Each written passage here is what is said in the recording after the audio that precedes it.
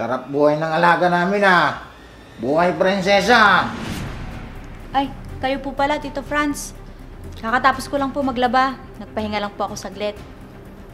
Umalis ka nga dyan. Ang daming pwedeng gawin dito ah. Nagpapahinga ka na agad. Mayla anak, gumising ka na. Tanghali na, magtatanim pa tayo ng palay ngayon. Ngayon ba yun, Tay? Oo, bumangon ka na at nang makapagkape ka na. Sige po.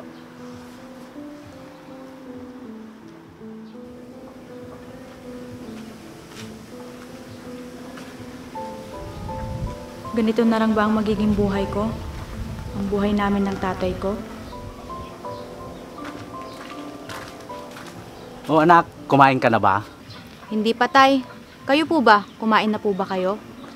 Hindi na ako kakain anak. Nakapagkape na ako kanina. At naghihintay na yung mga kasama natin na magtatanim. Ikaw ba? Hindi ka ba kakain? Hindi na ako kakain, Tay. Mamaya na lang po siguro pagka uwi natin dito sa bahay. Tanghali na rin po kasi. Ano, Tay? Tara na? Oh, sige, sige. Para makarami na tayo.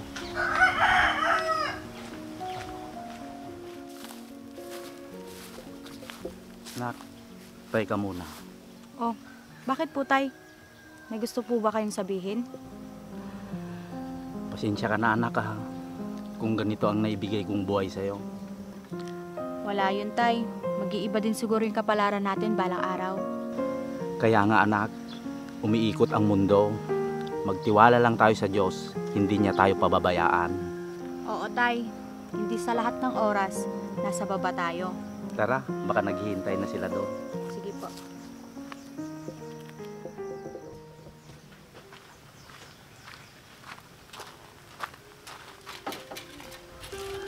Kuya Berto. Oh, Ruby.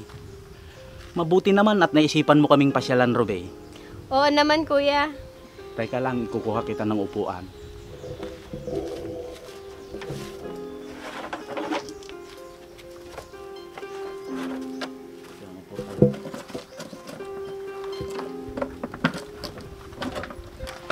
Ano ba yung sadya mo, Ruby? Gusto ko lang kayong dalawin kasi matagal na ako hindi nakapunta dito. Sigurado ka ba na yun ang sadya mo? Di ba nakuha mo na yung parte mo sa lupa at naibenta mo na? Patawarin mo ako, kuya. Naging gahaman ako noon. Pagkatapos kang pag-aralin ng mga magulang natin, yun pa igaganti mo sa akin. Kaya nga ako naparito, kuya. Kasi gusto ko makabawi sa inyo ngayon. At anong gagawin mo, Ruby? Si kuya naman, wag ka na mag-isip ng kung ano. Siya nga pala, nandyan ba si Myla, yung pamangkin ko? At ano naman ang sadya mo sa kanya?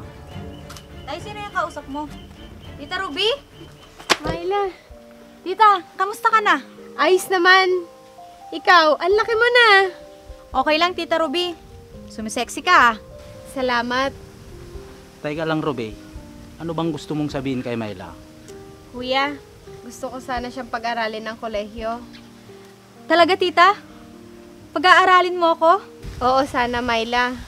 Yun ay kung gusto ng tatay mo. Bakit mo naman naisipan gawin to, Ruby?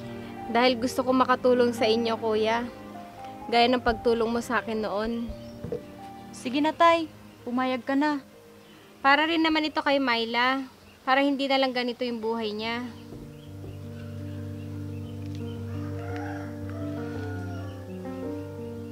Hindi kaya maging issue sa asawa mo to, Ruby? Hindi naman, kuya. At isa pa, ako naman yung magpapaaral sa kanya. At alam mong wala kaming anak.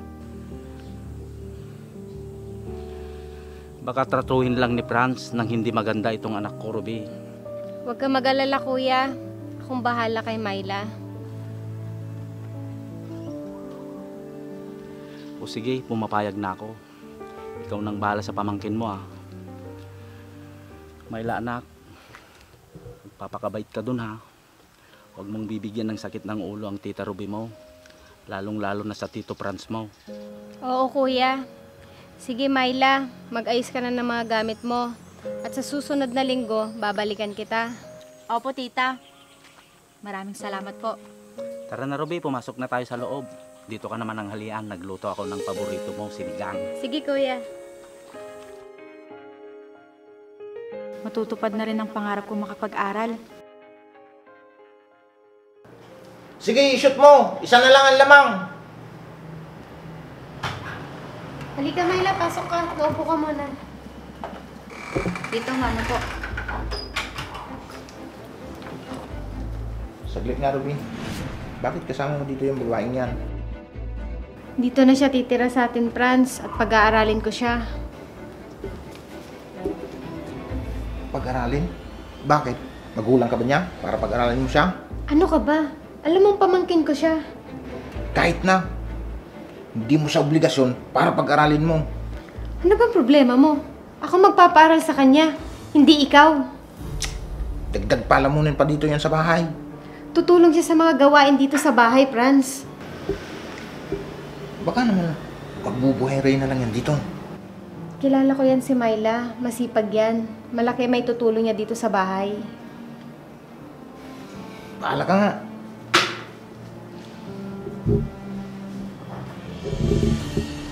Pagpasensyahan mo ng Tito Franz mo. Ganun talaga yon. Tita, mukhang ayaw po ata ni Tito Franz na nandito ako. Mukhang ayaw niya po akong pag-aralin. Huwag mo nang isipin yon. Ako magpapaaral sa'yo, kaya wala siyang pakialam. Pero natatakot po ako sa kanya, Tita Ruby. Ako, huwag ka na mag-alala. Akong bahala sa'yo. Halika, ituturo ko sa'yo yung kwarto mo. Humanda kang babae ka, magiging miserable ang buhay mo.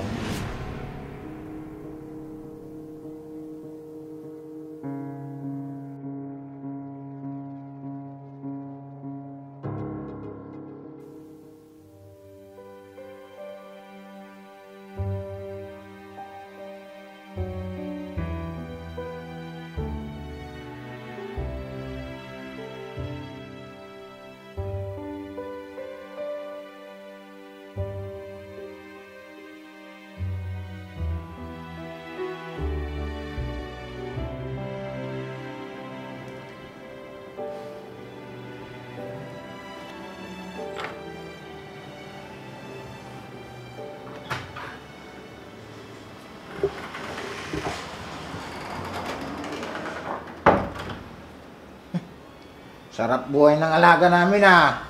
Buhay prinsesa. Ay, kayo po pala, Tito Franz.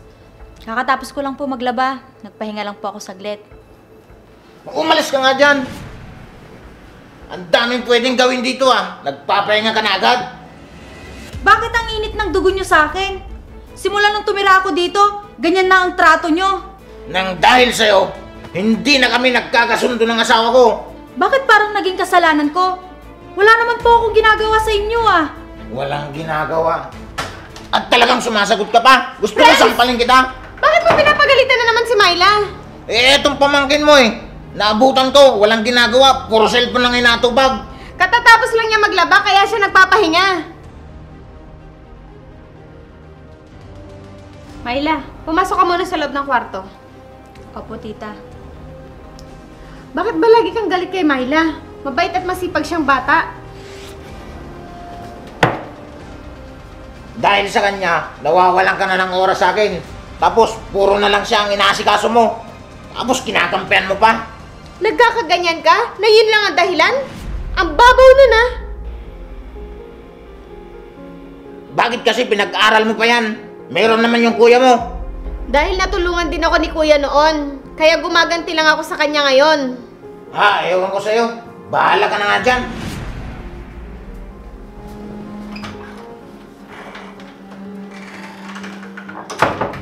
Myla, halika nga muna dito.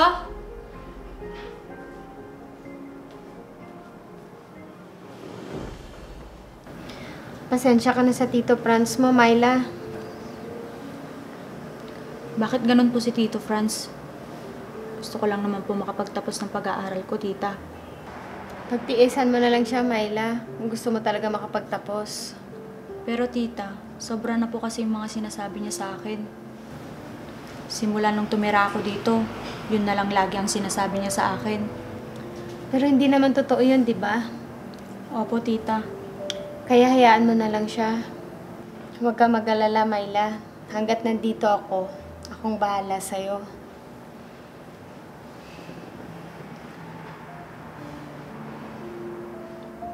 Salamat po, tita. Pero sana, Myla, huwag ka magtatanim ng galit sa Tito Franz mo. Kahit ganun yung ginagawa niya sa'yo. Opo, tita.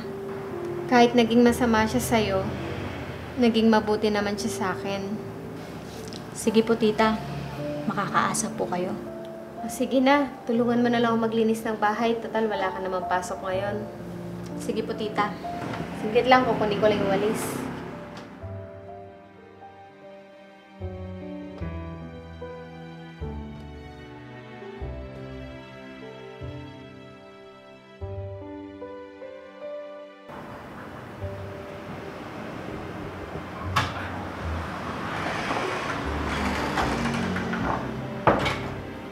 Mano po, tita? Myla, pwede ba kitang kausapin? Bakit po? Iha, ngayon nakapagtapos ka na at may trabaho ka na, anong balak mong gawin? Tita, pwede bang dumito muna ako? Oo, Myla, pwede naman. Mas malapit po kasi yung trabaho ko dito. Myla, gusto ko lang sana itanong sa'yo to. Sa Tito Franz mo, wala ka bang problema? Nasanay na rin po ako sa kanya, tita. Sabi ko naman sa'yo, hayaan mo lang siya, basta wala kang ginagawang mali. Opo, tita. Tsaka, naging mabait na rin po siya. May tanong ko lang, paano pala yung tatay mo? Mag-isa na lang siya dun sa bahay niyo. Yun din po sana ang gusto kong sabihin sa inyo, tita. Na kung pwede, dito muna po si tatay. Total, may trabaho naman na po ako. Oo naman, Myla. Total, kapatid ko naman siya. At para sama-sama na tayo dito. Salamat po, tita. Pero gusto kaya ni Kuya Berto na tumira dito? Simula kasi nung magsama kami ni Franz, hindi na sila nag-uusap at hindi sila magkasundo. Hindi naman po siguro mangyayari yun, tita. Mabait naman po si Tito Franz. Kung gusto niyo po, samahan niyo po ako kumbinsihin si tatay. Kawawa po kasi siya, mag-isa lang po siya doon. Sige, Myla, sasamahan kita para madalaw ko na rin si Kuya. Salamat po, tita.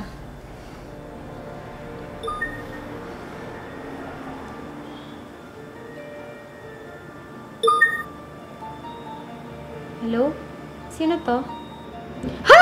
Si Franz na aksidente? Saan ospital? Sige, pupuntahan namin. Tara, Myla, punta natin ang Tito Franz mo. Sige, tita.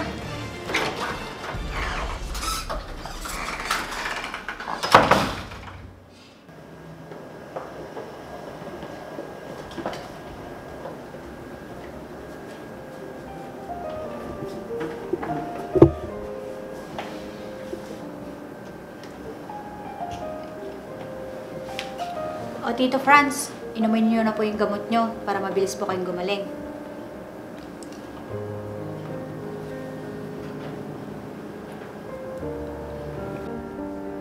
Salamat, Myla, ha, sa pag-aalaga mo sa akin. Hindi ka ba papasok sa trabaho mo, Myla? Wala po yun, Tito. Mamaya na po ako papasok. Mas kailangan niyo po ako dito para mas maalagaan ko pa po si Tito Franz.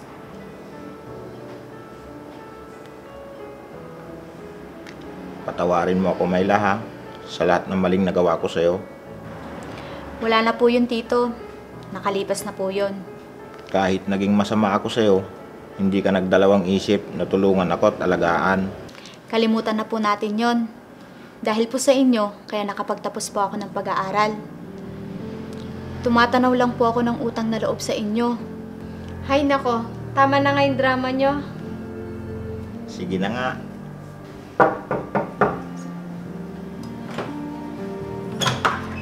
O, Tay! O, anak. Tagal nyo naman. Mano po? Tawaan ka ng Diyos, anak. Kuya, upo ka. O Bayaw, kumusta ka na? Mukhang malakas ka na. Oo, Bayaw. Magaling kasi mag-alaga ang nurse nating si Myla. Oo naman, Bayaw. Dati pa naman, maalaga na yung batang yan. Bayaw, Patawarin mo ako ha, sa mga hindi magandang nagawa ko sa'yo noon. Kalimutan na natin yung bayaw. Ang mahalaga, magkakasundo na tayo bilang pamilya. Kung hindi siguro ako na ganito, hindi pa ako magbabago.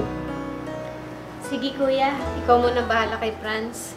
Tara Myla, magluto muna tayo ng pagkain. Sige po, tita.